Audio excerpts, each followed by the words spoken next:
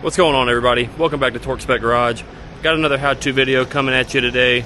Got a buddy that wanted me to help him change his brakes, and I've actually never done them on this vehicle. If you guys have been around the channel enough now, you know I'm a Toyota guru, Toyota nut, whatever you want to call it. So that's usually what I work on, but today we're going to be changing the front brakes and rotors on a 2011 Audi A4. So I've never done that before, but I assume it's the same as doing any other brakes. So should be pretty straightforward, but we'll get right into it. Alright guys, so first things first, the Audi wheels have these little protective covers on them. So you just want to get a little pick or flathead screwdriver and just pry that out, and it'll let you see the lug nuts. Alright guys, then once you get that off, next step, just break your lug nuts loose to 17 millimeter. Then we'll get the car jacked up off the ground, get the wheel pulled off, and then we'll get the caliper pulled off. Alright guys, so once you get the wheel off, first things, we got to get a couple things taken off here. This clip has to come off. There's a T30 Torx right here that holds the rotor on. We've got to get that off. And then there is, somewhere back here, two 13 millimeter bolts. There's one right here and one down here that hold the caliper on. So we got to get those taken off, and then we should be able to just pull the caliper straight off. Alright guys, so I just got the little anti-rattle clip off. It just sits in this little hole, and all you got to do is get some leverage. I just stuck a pair of needle nose and a flathead in here and just pried this way away from the caliper, and it just popped right out. Just be careful because it will pop out and hit you in the face. Ask me how I know. Alright guys, so got the sensor unplugged.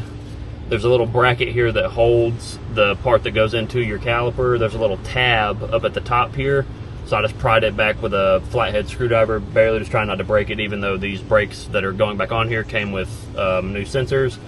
And then it just kind of rotates a little bit, and then there's a little slot where it has to line up, so it'll unplug like that. So that gets that out of the way.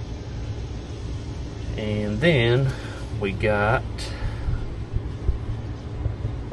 our 13 millimeter bolts. If I'm grabbing that top one, the bottom one.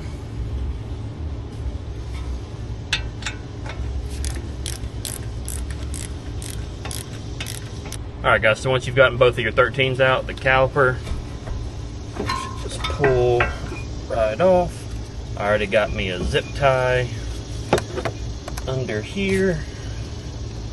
They make little hang tools to hang them with, but I don't have one here.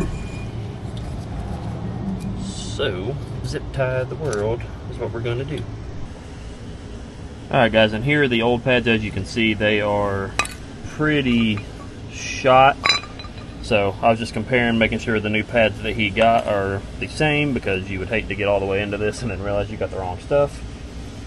Like I said, this one came with a new sensor, so it just slides into here. I gotta open it up and do that.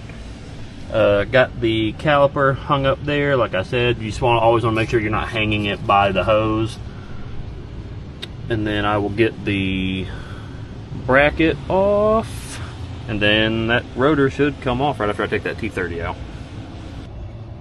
Alright guys, so next up we have to remove this 21 and this 21, and that will let this caliper bracket come off, and then we can get the rotor off. Alright guys, so got the bottom 21 out, top 21's loose, so I'm just gonna unscrew it.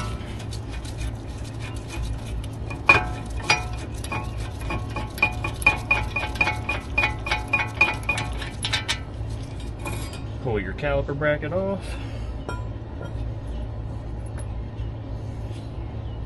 And now we can take the T30 off, and this rotor will come off, hopefully.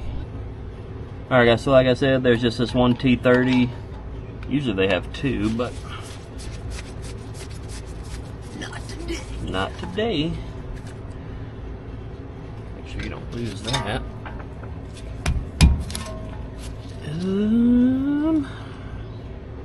Let's see.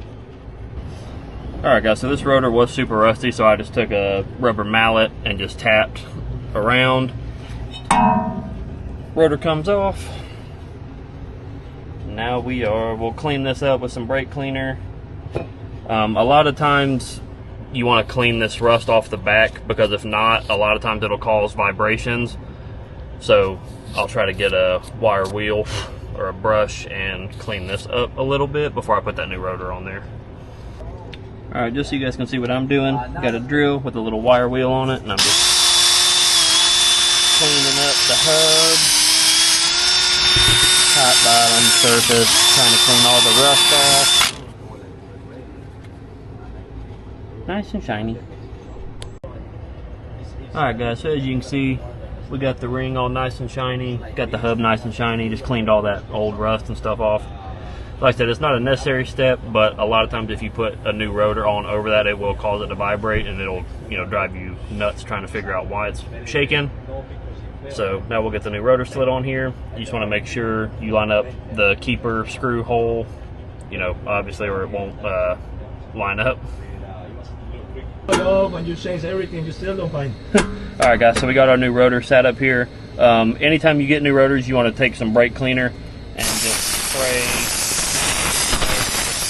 the whole thing off, because these things come with a coating over them. So spray them off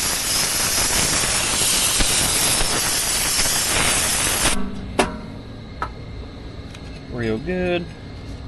And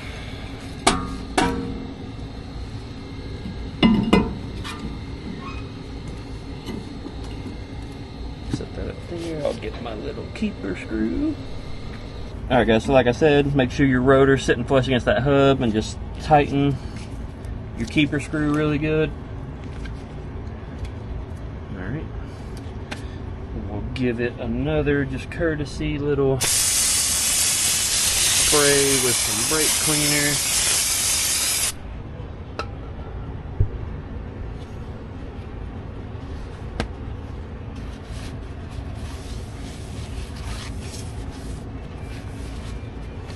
Yeah, buddy. Alright guys, then you're just going to repeat all the steps you just did in reverse. So got my caliper bracket stuck back in here, 21s going back on. Just going to snug them up hand tight for now. And then I will look up the torque spec on these real quick and let y'all know. Alright guys, and before we try to compress that caliper piston back in, you want to come up here and just make sure your brake reservoir cap's loose. That'll just give the fluid somewhere to go whenever you compress that piston back in. Alright guys, just so you can see, I have my C-clamp. I actually have a special tool to compress this, but it wouldn't fit on this caliper, so I just grabbed a C-clamp. And you can see we're just pressing the piston back down. Alright, so now it's all the way flush, and we can slide our new pads in. Alright guys, so our new pads came with a little bit of lubricant, so just put a little bit on the back. Just gonna wipe that in, mainly just on all the surfaces that are gonna, touch. So both pads, make sure you put your grease on the back side of them. Alright guys, so we got our pads in. There's a little, what's the word? A little tab that, just lines up so you can know it's in the right position. And then on the back side, the little metal piece slides into the caliper piston, so you know it's lined up. Just make sure you stick your sensor out the back before you try to put it in there. And the driver's side is the only one that will have this wear sensor, so you won't have to do that on the passenger side. But we'll get these 13s back installed, get our sensor hooked back up, and we'll get our vibration clip installed back. And then that's all there is to it, guys.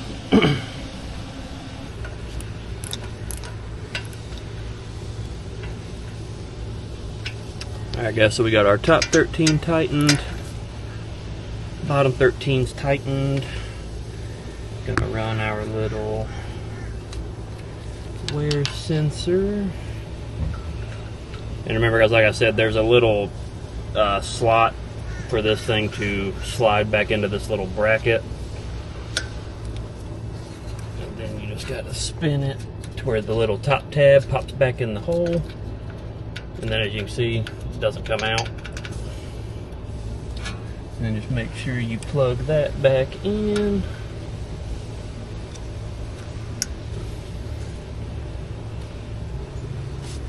Alright, and that's it for back here guys. Everything is installed, hooked back up, tightened.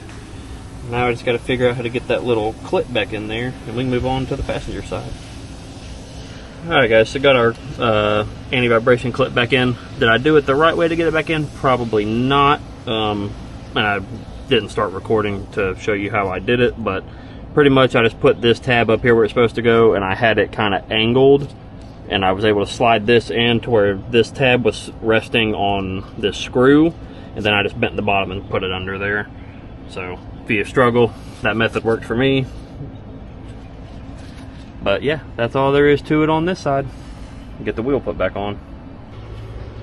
Alright guys, so I'm not going to video doing this side because the procedure is the exact same as doing the driver's side. You just don't have to worry about the wear sensor, so it's actually a little bit easier. I just wanted to show you guys that this side was the side giving him issues, but as you can see, there's no pad left. Rotor is trash. I mean, there's a giant gouge in it. So, good thing he was doing these. Probably waited a little longer than he should have to do it, but we'll get it knocked out and taken care of. But like I said, guys, thanks for watching.